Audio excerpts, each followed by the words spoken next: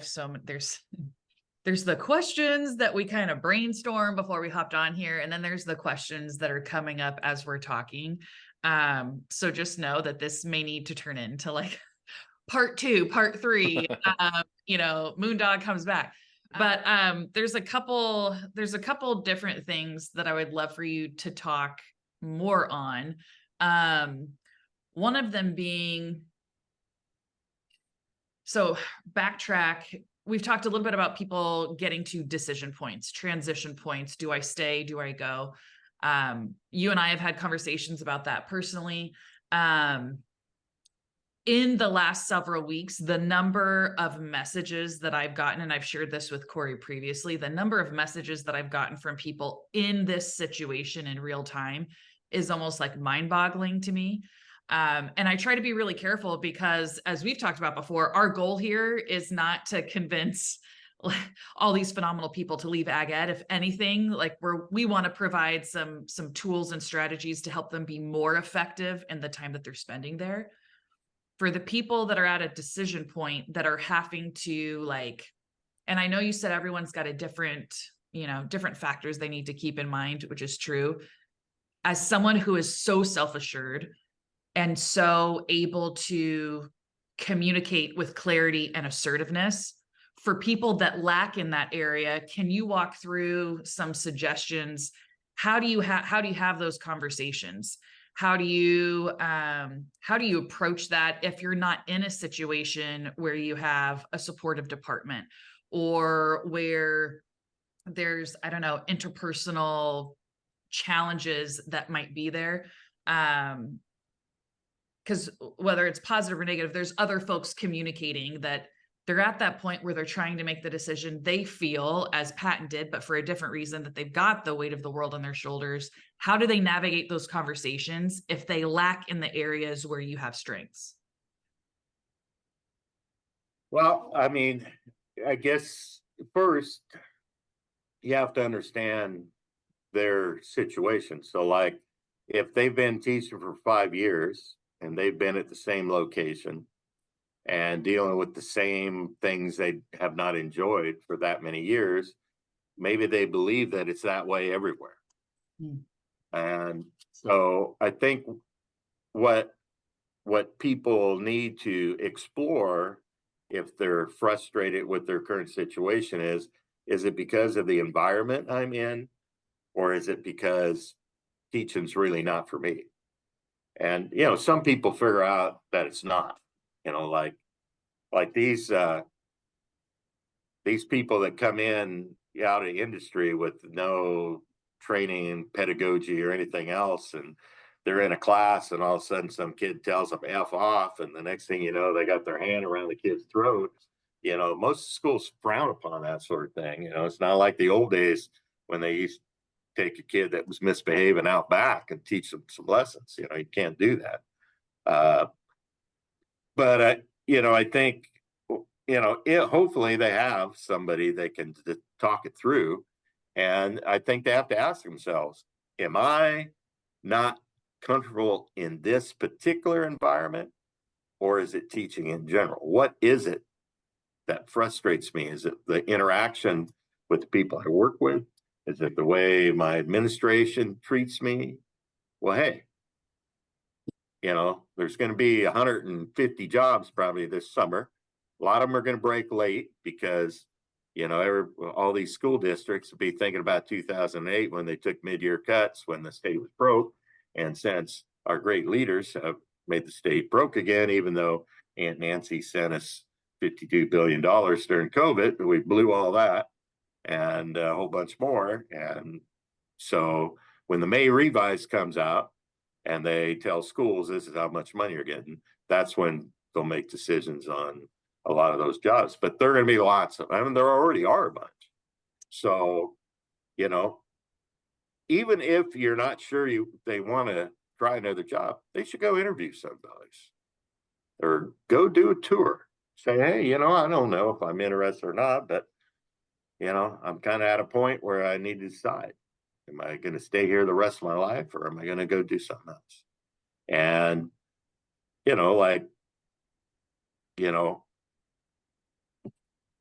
the people that choose to leave high school to go to community colleges, they do that, for things that they see, and there are, some of them, it's a good fit, and some of them end up coming back to high school. I mean, and they could go both ways. I mean, there are there's so much demand for good people that those people have those opportunities. And so again, I think it's important to figure out, what are you frustrated with? Are you frustrated with being a teacher, or are you frustrated with the environment you're in doing it? Like there was a young teacher a couple of years ago, she's in North Coast now, but she was in the Superior region at a school that I won't mention. But anyway, she started there during COVID. And coming out of COVID, she had all these dreams, like lots of high teachers wanted to do all these things, make a difference in kids' lives, and take them to conferences to do all these things. But the people at the school didn't really want her to do that much. They just take the minimum 2 people and, get the check it off. No, we don't want to do that. And she was real frustrated. I said, well, look, I'm going to be honest with you. That school's a dump. I don't know, if it was up to me, I'd close the thing, but they do the minimum things to stay open. So they're open. There's going to be an opening at this school in the North Coast region. A teacher has been there 25 plus years, is retiring, and they're looking for a teacher mid-year. I'm sure your school will release you because they don't like you, because you want to do stuff and you're making the people that don't want to do stuff look bad. So they want to get rid of you. So if you want that job, I can make a phone call and it'll be yours. And so Superior and North Coast did the road show jointly, and we were in Santa Rosa. And she walks up to me and she says, well, I've decided I'm ready to move. So I just grabbed her and I said, come over here. This is Karen. He's from that school. Talk to her. And I said, Karen, this is the person I told you about. And she applied, and I had written her a letter, and the superintendent called me up to do a check and started asking me all these questions. I said, well, you realize I've never supervised her as a teacher. Look, Mr. Mooney, all I know is I have to check all these boxes here, and we're hiring the person you said to hire. So we're just going through the motions here. Okay, so humor me. I said, okay. I didn't want to, misrepresent my knowledge of her.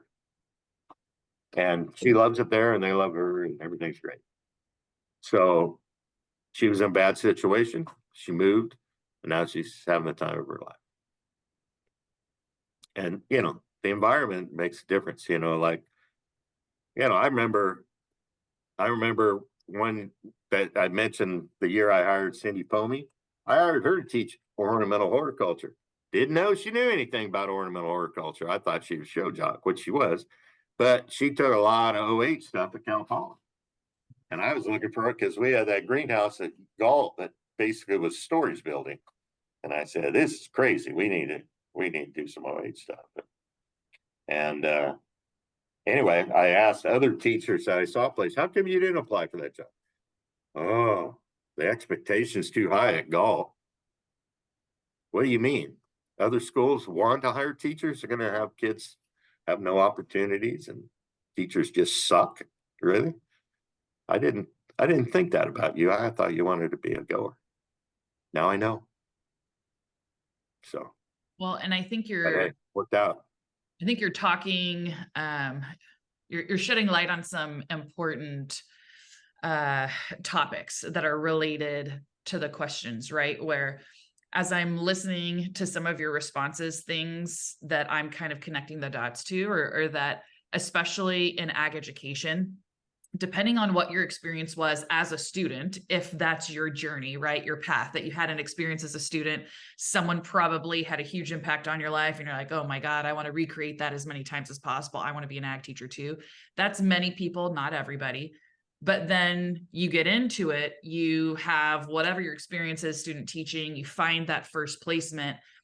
A lot of people, I think, after a certain point in time, and I don't know what the number of years is, but I think we get to a point in time where we just start assuming, well, I should be, emphasis on should, I should be this far along by now. I should have this result by now, or this many wins by now, or I should feel XYZ way about my career in ag ed by now. And we have so many different, we put a different amount of weight and importance on where we're at and how long it's taking, that I think it can kind of contribute to the mindset people have when they find themselves, quote unquote, being stuck, or when they get to those decision points and needing, like you said, needing to just explore, go ask some questions, visit other programs. Like, what if we just normalize that anyway? What if that was just good practice, instead of constantly comparing ourselves and competing, in the sense that like winning means everybody else has to be completely annihilated? What if competing was, oh my God, Hugh Mooney is so freaking great at Parley Pro, and I'd love to start that at my program. I'm going to go ask him questions. What if we open the door to that type of, dialogue and mentorship? I think would be really interesting. Well, I'll give you an example of something very similar. So these are legends, and from the past. So some of your young teachers maybe never heard of these people, but so Larry Tosta, who taught me a lot about Party Pro, because he was coaching the advanced team at Galt when I was hired there, and a guy by the name of Mark Anglin, who was at Atwater at the time. He later went on to MJC and ended up being the big boss of MJC. Very talented guy. Anyway, he decided, along with his student, they had students come to him, same thing like I talked about with me at Big Valley. Hey, we want to learn how to do Party Pro. Well, Mark, talented guy, but never done Party Pro. But I mean, the guy's wicked smart and, figured it out. But anyway, so he just looked around at the regional contests, whose teams comport themselves in a way that I would like my students to do it. And he's, well, Galt's clearly the class act. And whether they won or not, didn't matter. So he approached Larry, and this was at state finals, I guess. He saw the final round at state finals. And he approached Larry, said, hey, I want to kind of start a team, and it looks to me like you're the guy, to go to. And Larry had his binder, it's Party Pro binder for the year that he'd used, and he just handed it to Mark. Here you go. Here's my binder from this year. It's got everything, motions, debates, and everything. You're welcome to it. Call me anytime you want. So Atwater became Galt's biggest competition in the region. And I mean, they went at it, and Larry's a competitive guy. He enjoyed having the competition. And so anyway, back in those days, the style of the Party Pro contest in California was different than the one they were trying to get going nationally. And so anyway, Atwater won California, and went to the national contest and had to learn the different way of doing things. And again, you had to totally train your team to do it the other way. And the next year, Galt won the state championship, and Mark Anglin gave Larry Tosta his national binder. And that was a team Nick Garcia was on that was third in the nation. And wouldn't have done it, without that help. So, the greatest honor to a teacher is for another teacher to ask them for help. And, I think the atmosphere is such in this day and age. There used to be people in the old days that wouldn't help you because they thought it was their advantage. Like in agronomy, there used to it was like some of these contests, we never have any teams in now, that are going to die because you got to have 5 or you get DQ'd, or not DQ'd, wrong word, eliminated. Well, the bunch of the agronomy guys like, Jerry Del Sol at Woodland said, hey, we need to get more people. And so nobody knew where to go get all the seeds and stuff they had. So, hey, They got somebody put together a bunch of stuff and sell seed sets to people. And, and now agronomy's a pretty strong contest, got a lot of people. Same thing with like one of the most disgusting things in the world, milk quality. I mean, I don't know how anybody can do that nasty milk. Oh my God, it'd make me puke my guts out. But hey, that is a technical contest, and there's a whole bunch of them now, and they're sharing. I mean, and that makes it, so much better. And there are people that will help you. Just got to find the right people. And if you don't know, talk to somebody that would know and say, hey, who would be a good resource? I mean, those people are there. The people that really care about the profession, they want people to stay a little longer. I mean, like, the average is 5 years. What if we could increase the average to 8? That would probably eliminate the teacher shortage. Just get 3 more years. And, how many people are walking away just because they feel like nobody gives a damn or it's not having any fun? I mean, I used to have fun all the time. I didn't always look like I was having fun because, I mean, when I coached Parley Pro, I couldn't watch my kids because if they saw my face and if I reacted at all, they thought it was something bad.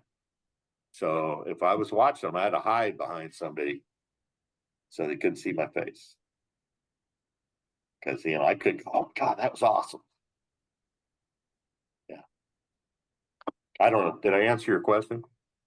You did. There's a constant theme of asking questions. The right people matter in terms of who you're asking questions of, who you work with. I think we need to, I think there's just a large population of teachers that need to feel empowered to have more self-agency over their time that they spend in ag education and to reclaim control over that experience. Your time is what you make it, Well, like you look at the number of ag teachers. When I was CATA treasurer, and I don't know exactly what year that was, sometime 2003 or 4, maybe. That was the first year we had 600 paid members. We had over 1,000 ag teachers at conference last year. Pre-registered, over 1,000. I mean, wow. I mean, it's great that there's so many students that want a piece of it. It's unfortunate we don't have more really good teachers that can help them shoot for the stars. It seems to be like there's a sense of, like you talk about sharing like contest stuff. When I was at Hilmar, Dave Segna knew I was going to be coaching a small engines team. And he's like, here's all my shit, dude. If you can beat me with this, more power to you. Bring it you on. can beat It's me like with my a own challenge. Yeah, okay, absolutely. Let's see how good you are. Yeah, and absolutely. I felt like that wasn't the case with everybody because there's this like, oh, I don't want to give the secret because if I get beat by this guy, then I look like a jackass. It's like, no, you just got out coached. And that's even, I don't know, that maybe you're not working out hard enough. coached. He might have just had more wicked smart kids on their team. Sure, that too. Because when you get those wicked smart kids, I mean, they learn fast. Mm-hmm. They learn really fast. And, if you're lucky on a team, you got at least one wicked smart kid. But yeah, no, it's, I mean, to me, there are a couple things as a teacher you really, have a lot of pride. When you have a kid that goes on to become a teacher and has success, there's something inside here that just makes you feel special. Hey, I knew that kid. Even though that kid might be 40 years old now, I knew when that kid was, this tall. And, you have those stories, that you remember about him. And, when they really start to have some success, you feel good for them. It's great because, when you're an old crotchety guy like me, you got to realize, even though some people ask me all the time when I'm going to retire, and other people ask me not to retire. Uh, I don't know when I'm going to retire, but I figure one of these days I'm just going to wake up and say, man, I'm tired of this crap. I'm done. And, but, it's no different now working with state officers and seeing the growth in those 6 individuals during the year. And, when you start with them, they have no confidence in themselves, and they really wonder how they got elected to be a state officer. They ran because they thought it was a cool thing to do, but they never man, I might actually win. And then a lot of times they don't think they belong because so and so has done so much more or had other opportunities. And a lot of times it's just, some of these kids were in a situation where they had every opportunity, and others pretty much did things on their own. And when you see those kids that really did it on their own, you think, wow, what could this kid have done if they'd have just had somebody helping along the way? How much farther down their path might they be? And those are the things you look at, and even the ones that are really polished and have amazing skills still have room for growth. And seeing the look in their eye when something clicks, it's still pretty cool. How do you instill that confidence in some of those state officers? Because when I was at Madera, we had a student who, from her freshman year to her senior year after I was gone, was actually elected as a state officer, and I always thought she would be a great candidate. Not that I Leslie, was, yes. she's one of my favorite people in the world. The where she started to where she came, just even running for state office, was like you go, kid. I was super proud of her because she just always struggled with that mental piece of, I'm not good enough. I'm not as good as these other kids. There's no freaking way. And then when she ran and got elected, I was so excited for her. How do you instill that confidence in your team? Well, when you have a person like Leslie Madriz, all you got to do is a reminder that she can walk on water and she's a superstar. And you need to believe that stuff because, that was a year when we brought the final 20 or whatever through the process to Sacramento, and we did the virtual thing in a TV studio warehouse thing. And she had won, I can't remember, it was job interview or one of the speaking contests. And I'd seen her, and she was all standing there. Didn't know her yet. I know Julie really well and had a great relationship with her. So anyway, she's Leslie's there, tiny little Leslie, nervous as heck. And I said, "What are you worried about?" "Oh, Miss Minnie, I don't know. So and so." You're gonna beat her. You got no chance against you. You're a superstar. You're a superstar. You can walk on water. And and then I ended up taking over that team. And funny thing about Leslie, right? So right after I started the fall exec meeting, she's a big fan of Pitbull, and her plan was to have Pitbull entertain at the convention. Now, keep in mind, we had $0 for entertainment, but she thought, well, he's got lots of money. He could do it for nothing for FFA. Yeah, he could, but he charges $500,000 to start. So, and I said, besides, I don't even know if he has 3 songs he could sing, that without certain people getting really upset about the lyrics of some of the songs. But anyway, Pitbull had a concert coming up in Fresno at St. Mark's Center, and they wanted to go. They didn't have anything on their schedule. So she makes this big presentation that for the 6 of them to go, then the trade-off was going to be they were going to buy me a shirt, a Pitbull shirt, souvenir shirt from the concert. That was going to cost them like $60, and everything, all this stuff. And I said, so Leslie, what you're saying is on a day off, you want to know if it's okay if you go to a concert. And she said, well, yeah, and we're willing to buy. I said, Leslie, why would you waste $60 buying a Pitbull t-shirt? Because said, people built like me do not walk around in tight t-shirts. Okay. We don't look good that way. That's why we wear loose fitting colored shirts. Okay? I'd pay to see you in that t-shirt. Yeah. Oh yeah. I know you would. But anyway, I told she was so happy and everything. I said, but here's the deal. You guys are going to go early. I don't want you showing up late because there is some gang stuff going on and people control certain parts of the parking lot. So I want you to get in there early. You stay together and all this.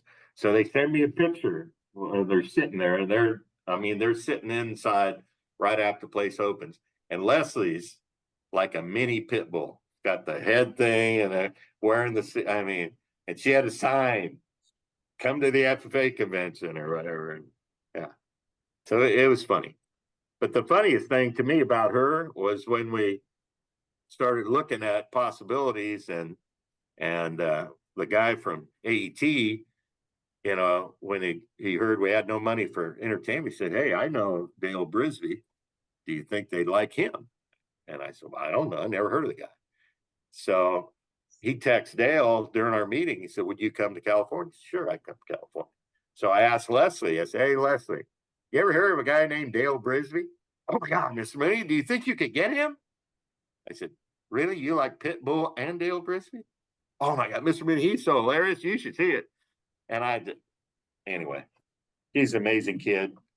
And then the swimming, she is not your stereotypical swimmer. You're 5 foot nothing. Most of the swimmers are tall. Mm-hmm. She had paddled 3 times and forever won somebody else. She's an amazing kid. But kid like that, you just keep telling them.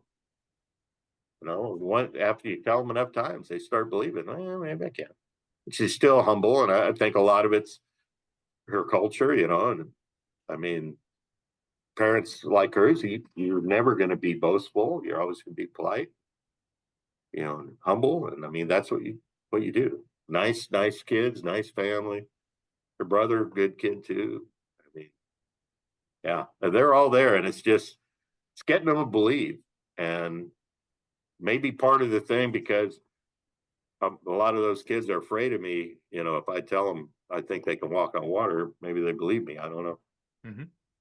You'd have to ask them that. I don't know. But to me, it's mind-boggling to me. And this is a sexist comment, so I'll warn your watchers that there are a lot of girls that are amazingly talented that don't believe they are, and there's a lot of guys that aren't so amazingly talented but think they are. And I don't know why that is, that the talented girls, it's harder often to get them to believe in themselves. And I don't know if it's because all this silliness on Instagram or Snapchat or whatever the hell those guys are on that I'm not on. But it's the talent you get to work with in FFA is amazing. And I think it starts at the chapter level and you have it at every level. It's not always the best kids that get elected either. That's the amazing thing in California, where the members actually vote. You get the people the members want, and got to teach them all how to walk on water, which they're pretty talented, so it's pretty easy. So I have just there's one more question that I want to make sure I sneak in before we start winding down. And it's a compound question, so bear with me. But do I need to take notes? No. Okay. No. But I want you to hit on both aspects, because it's kind of like a yin and yang situation. Initially, I wanted to ask, what do you think is the biggest mistake that we're making in ag education?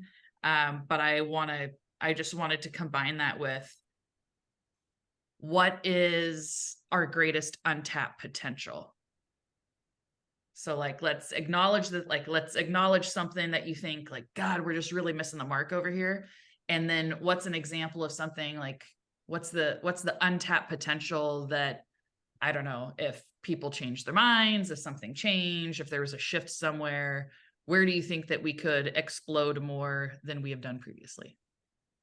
I think one area that teachers, many to me, worry way too much about, like if you're teaching agri-science classes, they worry about the science standards all the time. You always have them talking about, because we're measured against that, and I say, one of the things Jim Ashwaubenon taught me was, just tell them you're going to cover those standards and then teach your class. And if you teach scientific concepts, which we've always taught in ag, they're going to be able to answer the questions better on the standardized test anyway. So teach your students how to learn, and they will perform. And don't worry about the test, because really, if you do some analysis on the test questions, there's typically only like 4 of the standards that 80% of the questions will be on. So if you cover those 4 well, which you always do, not going to have a problem. So I think they get too worried about what the science people say they're covering their standards, but they don't. And so when you have an ag class that's going to get credit for their science class, they're arrogant little shits and think that they're better than an ag teacher, but they're not, because they don't engage their students in learning at the same level or in the same ways, and they don't teach concepts. They teach memorized words. Okay, that's why their kids don't do well on the tests. Related to that, back to the old Golden State biology exam days at Galt, we used to have every kid in ag biology take that test. And they outscored the kids from the honors molecular biology class, who were only certain ones from those classes took the test. Again, we had all of ours taken, because when they get to the experiment part of the exam, you'd hand them the big Ziploc bag and say, here you go. And they'd look at you and say, what's that for? That's the lab that you're going to do. What's a lab? They don't know. They're an honors class. All they did was read the book. They don't know how to do anything. So anyway, I think that's one area that we worry way too much about, although, sometimes you got to turn in paperwork that says you're doing something that you might not ever do. Just an idea. Okay, the other thing, the second part, which was, what was that again? What's an area like of our greatest potential that you feel like we have? Potential. Well, there we go. The potential is the people we have. You can't ever forget that we're not in the business of teaching content. We're in the business of teaching people. And as long as our students are known throughout the country as being some of the best and the brightest and the most productive kids that we have in the world, we're doing the right things. So we need to continue to teach our kids how to learn, how to make, critical decisions, how to be deliberative, how to make a plan, how to assess, hey, one of the things we forget about, and if you ever go to the Delta conference, you're learning that one of the things you got to learn to celebrate is failure. Best thing about failure is, boy, I figured out one way not to do that. Put that one down the line. There's a lot of ways not to do things. I mean, think about the people that figured out how to create the internet. How many mistakes did they make before it worked? I have no freaking idea how the internet works. I'm glad it does. Okay. I don't know how people figured out how to get a big jumbo jet to fly up in the air, go 550 miles an hour and get me to the national convention in 3.5 hours either. Glad somebody figured that one out. I'm glad that guys like Elon Musk, are around and figure out how to do stuff and tell the politicians, hey, you knuckleheads, we're not ready to go all electric cars yet. 1, we don't have enough electricity, and 2, most of the electric cars don't work. But they hate him now because, I don't think he's a conservative, but he's not liberal enough for him, so they hate him. Used to be one of their favorite people, but that guy's crazy smart, wicked smart. But we need people like that, and we need to encourage that type of thing. And I think we all have kids in our classes that are going to do amazing things. They just got to believe they can.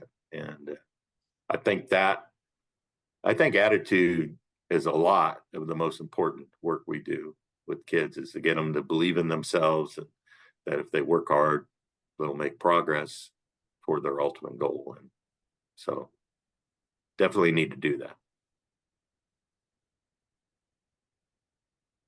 Awesome. Corey, do you have any last questions, closing thoughts? Just some closing thoughts. Hugh, I appreciate you taking the time to come on here and share insight and mindset, just your experience, because you're a wealth of knowledge and you're a truth teller. And on here, that's one of the points that Colleen and I are trying to get across, is just bringing some of the truth to light, the shit people don't want to talk about. And so I just appreciate you just being super transparent with us, and yeah, spending this time. But another thing I learned from my father was that if you don't tell lies, you don't have to remember what you tell people. It's a good point. Well, who should be the next person that we interview, do you suppose?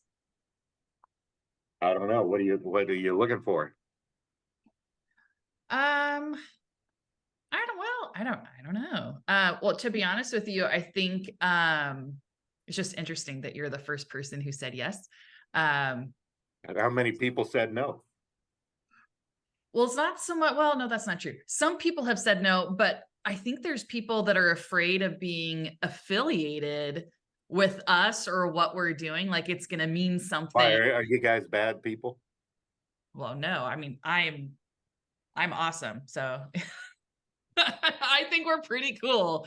But I think there's some people that are scared to come on.